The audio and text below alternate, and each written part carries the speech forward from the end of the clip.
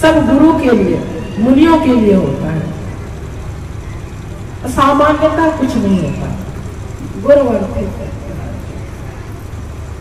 विचर धन ध्यान दिया पाण स्पर्शा क्षमाभ्याम मजत पत्थर जो यो है भगवान वन के लिए निकले जाते हैं। वन दंडकारण्य वन में वन की ओर निकलते हैं। मार्ग में संगमेर को पड़ता है,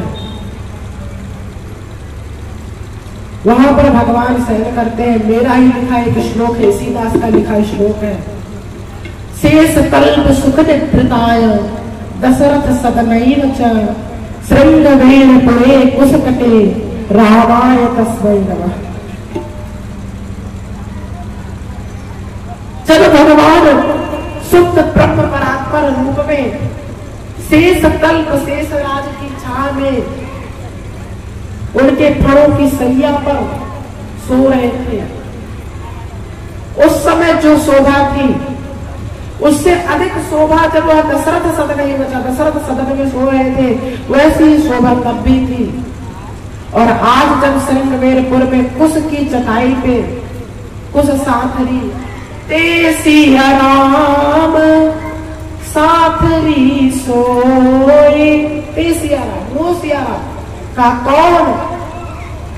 सीता जी के लिए गोस्वामी जी कहते हैं, अरे पिता जनक जग विदित सुधाओ, पिता जनक जग विदित प्रभाओ, ससुर सुरेश सखा रघुराओ, ससुर सुरेश सखा रघुराओ, रामचंद्र पति सोवे देहि, रामचंद्र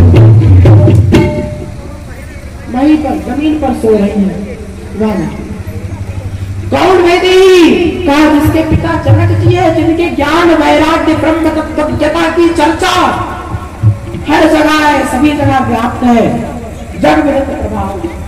ससुर सुरेश सखा रघुराऊ, ससुर यानी दशरथ जी सुरेश सखा इंद्र के मित्र है, रामचंद्र इनके पति है।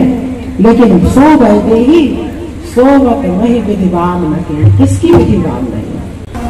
देख करके उसको अत्यंत आश्चर्य हुआ, हरि राम ऐसा कौन सा वन? अगर ये मंत्र मुझे मिल जाए तो ये जो गाड़ी भर करके बाण लेकर के चलना पड़ता है, ये ना लेकर के चलना पड़े, वही बाण चलाए और फिर वही बाण मंत्र पढ़ के वापस बुला ले। देरी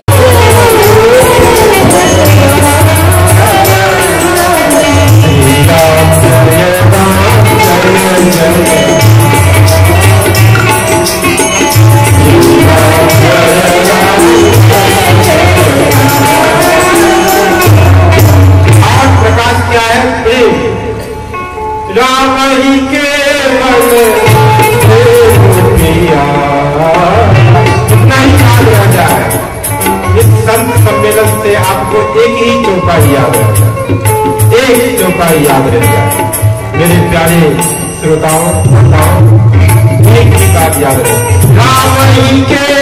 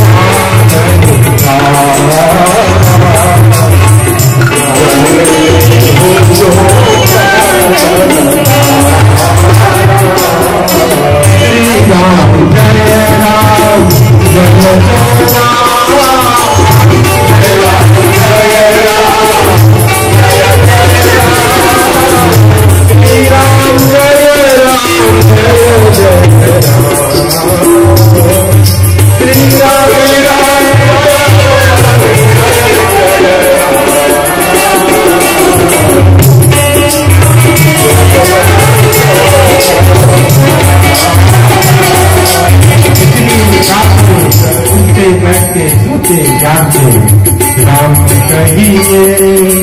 राम कहिए सीताराम कहिए।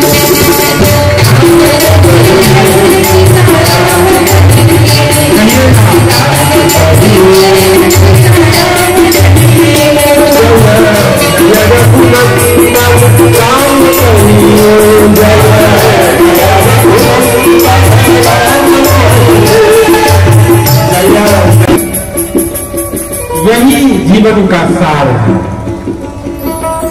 पूरा रामायण पढ़ लीजिए। नाम जाकी कृपा लगने सते मति मंद तुलसी दासन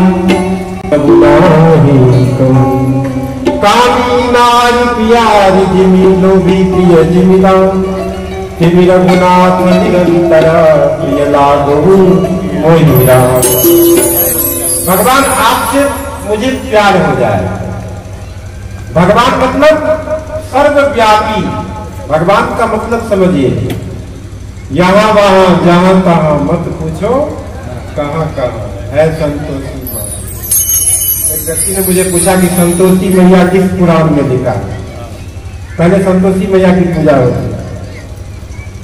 बिनु संतोष न काम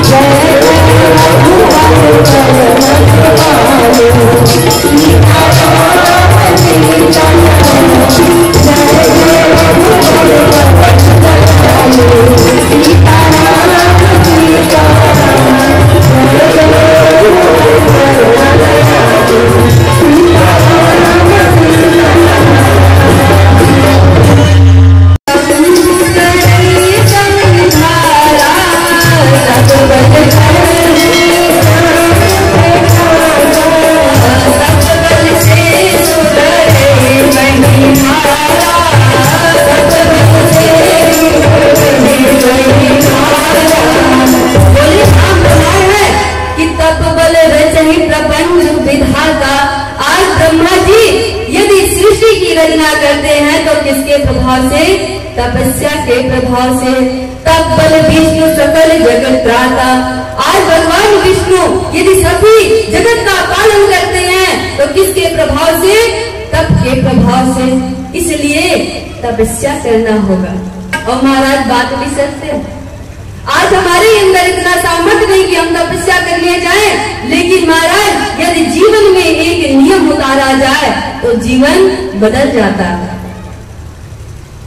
आज के युग में यदि हम जीवन में एक नियम को ही उतार ले, बस छोटा सा नियम ले कि जब तक स्नान नहीं करेंगे, भगवान का भजन नहीं करेंगे, तब तक कुछ खाए पिएंगे नहीं, तब तक मुख में कुछ नहीं डालेंगे, जब तक भगवान का भजन नहीं करेंगे। महाराज ये गारंटी है कि यदि इस नियम को आप कोई भी संकल्प लेकर चल रहे हैं कि ये पूरा हो जाए, और एक नियम केवल धारण करना पड़ेगा, और इस नियम को अगर आपने 2-4 महीना बखूबी निभा दिया तो महाराज कहते हैं वो संकल्प जरूर पूरा हो जाएगा। वो आपका एक प्रकार से तपस्या ही है कि जब तक आप भोजन, जब तक स्नान भजन नहीं करेंगे तब तक भोजन नहीं करेंगे। तपस्या में बहुत प्रभाव है। तो महाराज समझाया और नारद जी ने समझाया और कह के चले गए। नारद जी तो चले गए, लेकिन माँ तो माँ होती है। माता मैना को बहुत दुख हुआ। माता मैना ने कहा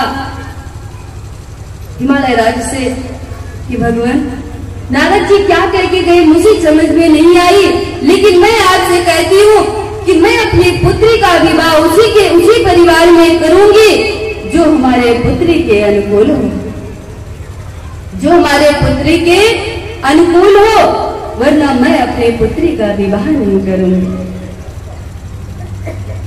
महाराज कहते हैं ना, अच्छा साथी मिलना भी, अच्छा जीवन साथी मिलना भी एक लॉटरी है। जीवन में एक अच्छा जीवन साथी मिले ये भी एक लॉटरी का काम है। महाराज कहते हैं यदि पासा सही पड़ गया, यदि ये पासा आपका सही पड़ गया तो स्वर्ग के दरवाजे खुल जाते हैं, और कदाचित ये पासा आपका गलत पड़ गया तो नरक के दरवाजे खुल जाते हैं, नरक के दरवाजे खुल जाते हैं। तो भगवान कहते हैं कि महाराज ने आज समझाया मैना को क्या कि देवी नारद जी ने जो कहा है वो पूर्ण रूप से सत्य है। इसलिए कोशिश यही करो कि पार्वती जाके भजन करे, पार्वती जाके तपस्या करे। यदि पार्वती तपस्या करेगी तभी ये दोष गुण में बदल सकते हैं। ये सुन के माता मैना के आंखों में आंसू आ गए। महाराज छोटी सी हमारी पुत्री अभी बाल्यावस्था में है, कैसे मैं इतना घोर जंगल में कैसे तप करने के लिए भेज दूं? मैं तो नहीं भेज सकती। लेकिन हिमालय राज ने समझाया। अच्छा माता मैना तो गई और जाके माता पार्वती को उठा के गोद में बैठा लिया, मत्था को चूमने लगी। महाराज सोच रही है कैसे कहूं, लेकिन माता पार्वती समझ गई। माता पार्वती ने कहा माँ आज मैंने स्वप्न में देखा, स्वप्न में एक गौर वर्ण के ब्राह्मण मिले थे और उन्होंने कहा कि पार्वती तुम जाके जंगल में तपस्या करो। तो माँ यदि आपकी आज्ञा हो तो मैं वन में तपस्या करने के लिए जाऊं। जो इतना सुना महाराज माता मैना ने उठा के हृदय से लगा लिया। माता मैना ने सोचा जो मैं कहने ही वाली थी आज मेरी पुत्री मेरी मनोभाव समझ के वही कह दी। माता मैना ने समझाया और समझा बुझा के पार्वती को भेज दिया।